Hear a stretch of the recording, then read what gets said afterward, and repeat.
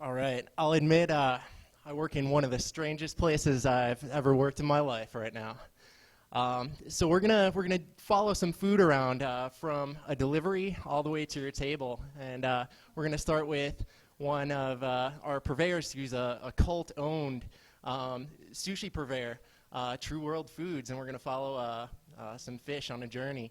So we have some fish here that came in from Japan. On the left-hand side, we have a Madai, and on the right-hand side, a Kampachi. We serve mostly crudo fish in our restaurant, and for those of you who are not familiar with crudo, it's a preparation that translates to raw in Italian and Spanish, and so it originates in small towns around Spain and Italy, and they had, super fresh seafood that they prepared simply with olive oil, sea salt, and acid, usually being citrus. This right here is a Madai, and we get both whole fish and filleted fish at the restaurant for two different reasons. Whole fish for freshness. You could check the eyes to make sure they're clear. You could check the gills to make sure that they're nice, bright red, full of oxygen still.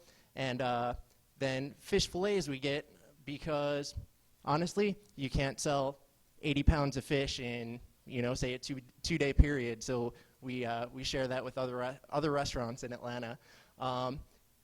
One thing that's really important to us as far as freshness of our food is holding products.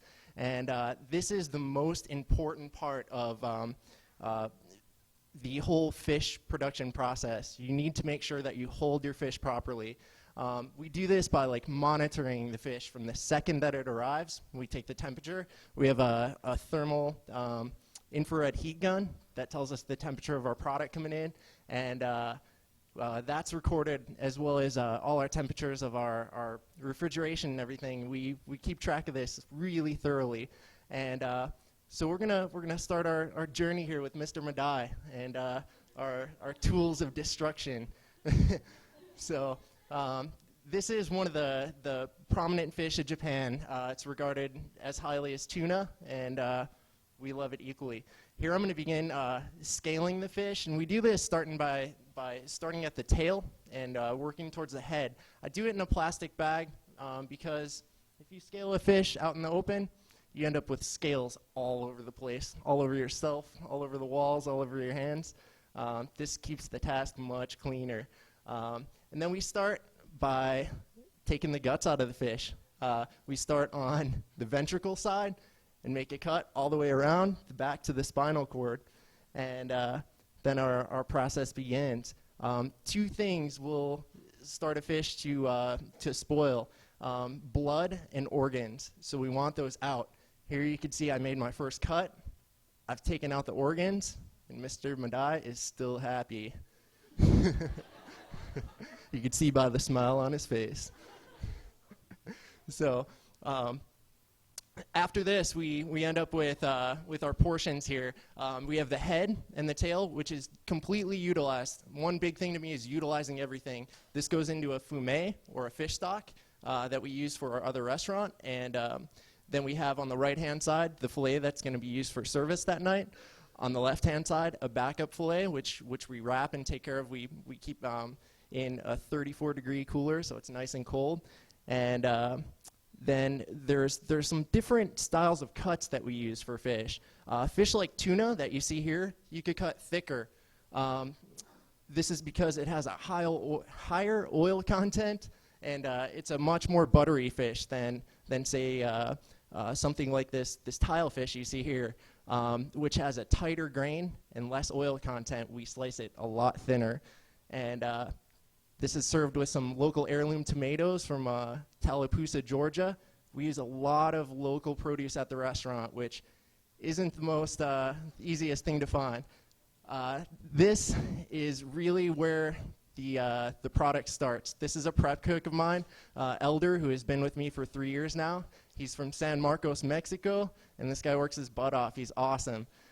He's preparing some some shrimp that we'll use that night for one of our dishes, shrimp moqueca, which is a northeastern Brazilian style dish. And here you can see Elder is starting to peel some roots.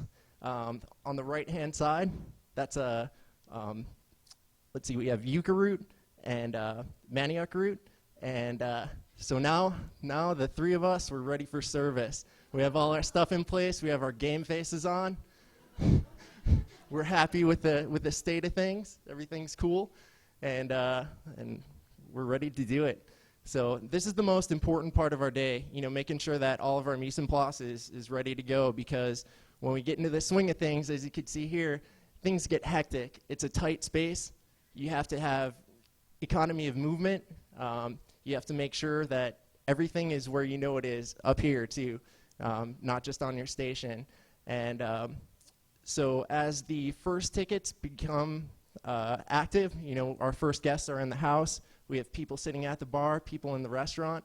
We're beginning to prepare things. We're taking our grains that were cooked earlier that day. We use all whole grains, organic quinoa. We use farro, some organic black rices, all kinds of different things. And as you can see here, the action is on. We're moving.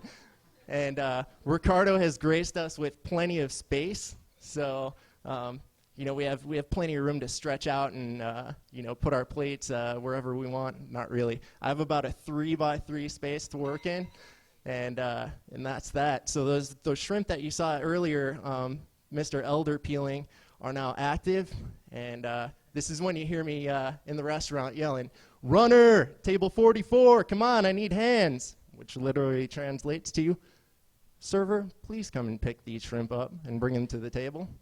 And that's that. That's my story, street side to table side.